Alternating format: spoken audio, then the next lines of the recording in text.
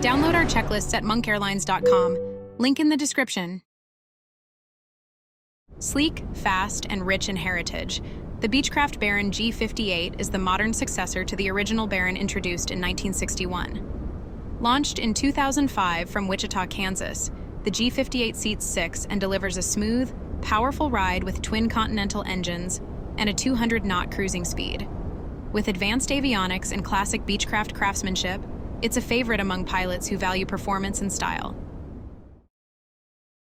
For the startup sequence of this aircraft, we'll be using the first couple of pages from the full flight checklist available at monkairlines.com. You can also download full flight checklists for several other aircraft from the same site. The link is in the description below. Now we begin the pre-startup checks inside the cabin. We make sure the doors are securely latched and we check that the parking brake is set to keep the aircraft steady during startup. We check that all the circuit breakers are in, confirming that every system is powered and protected. Then, we ensure all switches are off to avoid any unwanted electrical load during startup. The gear lever is confirmed in the down position, and we bring the throttle to idle if it's not. We push the propeller control full forward, and also the mixture control full forward for a full rich setting. The cowl flap is open to allow proper engine cooling during startup.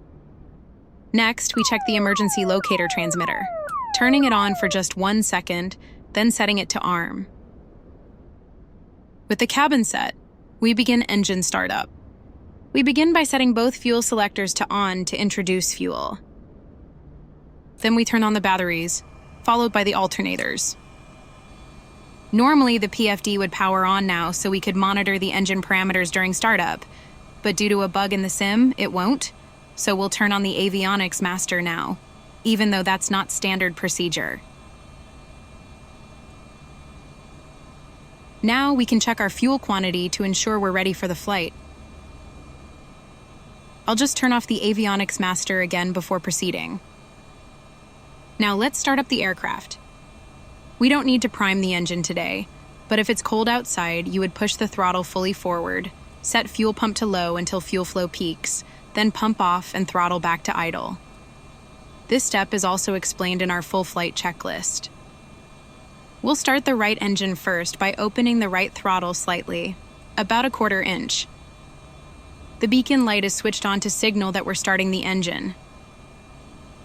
After ensuring the area around the propeller is clear, we turn the magnetos to start.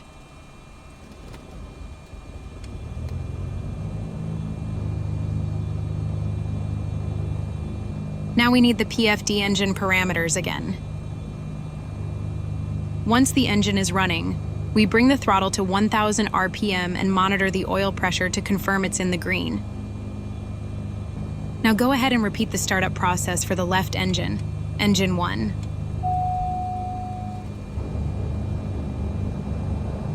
Now would be the time to turn on the avionics master to power up the displays, radios, autopilot, and other avionics. We already did it earlier due to the bug, so let's continue. Let's turn on the pitot heat to prevent the pitot tube from freezing so we get accurate airspeed readings. The startup sequence is now complete, but there are still several important steps left before takeoff. These are covered in our full flight checklists and are available for some aircrafts at monkairlines.com. Here's a cool fact.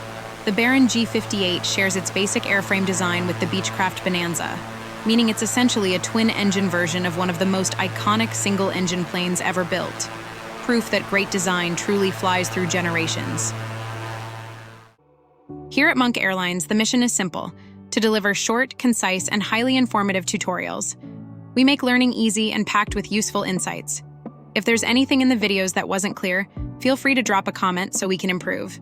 We have got plenty more waiting for you. Whether it's mastering another aircraft or uncovering more aviation secrets, the sky's the limit. Thank you for your time. You are cleared for takeoff.